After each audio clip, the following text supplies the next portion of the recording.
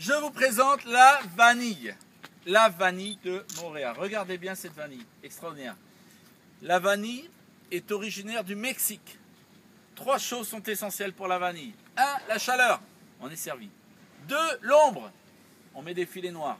3, l'humidité est extrêmement importante pour la vanille. Voilà pourquoi on va mettre de la bourre de coco. Parce que les fibres de la bourre de coco absorbent l'humidité comme une éponge et vont restituer l'humidité une semaine à la plante. Pendant une semaine, la plante va avoir de l'humidité. S'il pleut, c'est parfait. S'il ne pleut pas, on arrose, on est tranquille une semaine. La vanille est hermaphrodite. Une fleur, 2 sexes. Papa, maman. Bien sûr, le problème vient de la partie femelle de la fleur.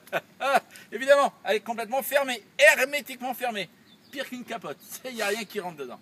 Et donc c'est une vraie horreur, c'est un problème pour nous autres. On va vous dire pourquoi tout à l'heure. Enfin, je vais vous dire, on va pas dire. Alors, la vanille, comme je vous disais, est originaire du Mexique. On ne l'enterre pas. On va la supporter, on va couper une branche, on va faire ce qu'on appelle le marcottage. On prend une branche, on coupe, on supporte, on couvre avec des végétaux, bourre de coco, feuilles, branches. On va créer un humus qui va la nourrir, qu'on va changer à peu près tous les 6 mois. Et c'est parti. 2 ans entre le moment où on a coupé une branche et la première floraison. Au bout de 2 ans, on a notre première fleur. Au Mexique, nous avons une abeille qui s'appelle Maya, bien sûr. Maya l'abeille. Maya pollinise la fleur de la vanille. Tout se passe bien au Mexique. Jusqu'au moment où les conquistadors arrivent au Mexique pour la première fois. Ils arrivent d'Espagne et ils voient cette vanille. Oh, c'est super bon ça.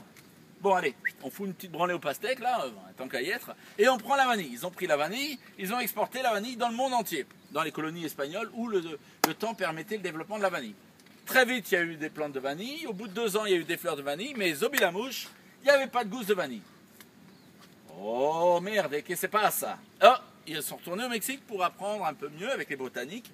Alors les botanistes sont arrivés au Mexique, ils ont regardé la plante de vanille, ils se sont dit, ma mère, pourquoi ici il y a des gousses de vanille et pas dans mon pays là? Et d'un seul coup, ils ont entendu la la la la la la la la. C'est Maya, ça, la chanson de Maya l'abeille. Et Maya qui est arrivé et qui a pollinisé la fleur de la vanille. Alors là, les conquistadors, ils ont dit, bingo, c'est la solution, c'est Maya, c'est elle, on la capture. Alors, ils ont capturé Maya l'abeille. Alors Maya l'abeille, help, help. Enfin bon, j'imagine, c'est un travail de titan. Et ils ont exporté Maya l'abeille dans le monde entier. Et là, Maya, elle n'a pas supporté le voyage. Maya, elle meurt. Il faut savoir que dans tous les pays du monde entier, excepté au Mexique, l'abeille ne vit pas. Elle est endémique et elle ne vit qu'au Mexique. En fait, c'était pas Maya, c'était caché, c'était sa cousine. Maya, elle n'est pas morte, il ne faut pas avoir peur. Mais donc, voilà le grand problème, c'est que partout dans le monde, on va avoir, ça va être nécessaire de polliniser la fleur de la vanille à la main. Parce que autant au Mexique, il y a la Maya qui fait son affaire, mais pas dans le reste du monde.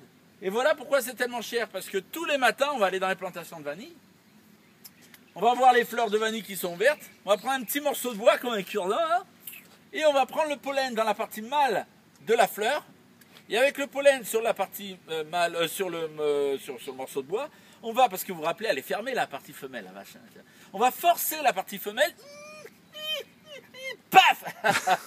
Et on va introduire manuellement le pollen à l'intérieur de la partie femelle de la fleur. Tu vois un peu le job? On appelle cette technique le mariage de la vanille. Ah les enculés. Non, pardon, c'est le viol de la vanille. Hein, le viol de la vanille. Mais ce qui est sûr, c'est qu'immédiatement après, la fleur de la vanille va faner et la gousse va commencer. On va attendre 9 mois comme un bébé pour arriver à maturation. Et au bout de 9 mois, la vanille sera à maturation, mais toujours pas sèche. Il va falloir qu'on la casse, qu'on la mette au soleil entre 2 et 4 mois. Oh putain. Et tous les jours, et là vous allez me prendre pour un taré, on va prendre la gousse de la vanille et on va être obligé de la masser. Comme ça. On va masser la gousse de la vanille. Pourquoi? Pour 2 raisons. 1, parce que si on ne le fait pas, tous les sédiments vont rester ensemble, empaqués à l'intérieur. Le parfum en sera complètement changé. Et 2, on va étaler régulièrement les sédiments dans la gousse. Et on va affiner la peau de la gousse de la vanille. Donc on va avoir une sensibilité olfactive beaucoup plus importante. Voilà pourquoi la vanille est tellement chère. Alors cette technique de pollinisation de mariage, c'est Albius, un gamin de 11 ans à La Réunion qui a trouvé la technique de pollinisation. Bon, on dit que c'est en voulant détruire, on ne sait pas trop, mais c'est à lui que ça a été attribué. Albius à La Réunion.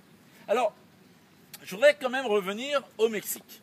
Pourquoi au Mexique, l'abeille va fourrer son nez dans la partie femelle de la fleur? Je vous ai dit qu'elle était fermée. Alors pourquoi l'abeille va fourrer son nez là-dedans? Eh bien, je vais vous le dire. C'est une erreur de la nature. Elle ne devrait pas exister, la vanille. Qu'est-ce qu'il raconte? Eh oui, c'est tout con. Mais le parfum, c'est une erreur en fait. Le parfum de la partie femelle de la fleur de la vanille est exactement le même parfum que le sexe de l'abeille. Vous savez ce que c'est. Le sexe de l'abeille femelle. En fait, c'est une erreur. C'est Willy, le copain de Maya l'abeille. Le mâle. Hein. Willy qui arrive dans la fleur de la vanille, lui, c'est pour bouffer en premier. Il veut le pollen. Ah, du pollen. Il bouffe le pollen. Il a du pollen sur le corps, sur les yeux, partout. Tu sais, il est super excité. C'est top. Et après quelques secondes, ça sent le cul ici. Ah, pardon. Ah, il y a une femelle. Et oui, c'est le même parfum. Et trop excité, mon pépère. Mais il a le pollen sur les yeux, il voit pas bien. Hop, quart de tour. Paf, paf, paf, paf. Il attaque. Mais seulement puisque sa stouquette, elle est très très fine. L'abeille, hein, moi c'est normal. Enfin, presque. Avec le pollen, il perfore la partie femelle de la fleur dans son excitation. Et accidentellement, il va rentrer le pollen à l'intérieur. Au bout de quelques secondes, le pollen s'est barré. Oh merde! Oh la honte! C'est pas Maya l'abeille, c'est une fleur. Il n'y a personne là? Non, il se casse. Mais trop tard, le processus est commencé. Voilà pourquoi il y a de la vanille dans le monde. Mais normalement, ça ne devrait pas exister. C'est une erreur. Il n'y a rien qui doit fourrer son nez là-dedans. C'est beau, hein? Voilà pour la plante de la vanille. Coupé. Magnifique. Magnifique. C'est tout con, mais c'est vrai. Now in Japanese. Japanese style. En anglais maintenant.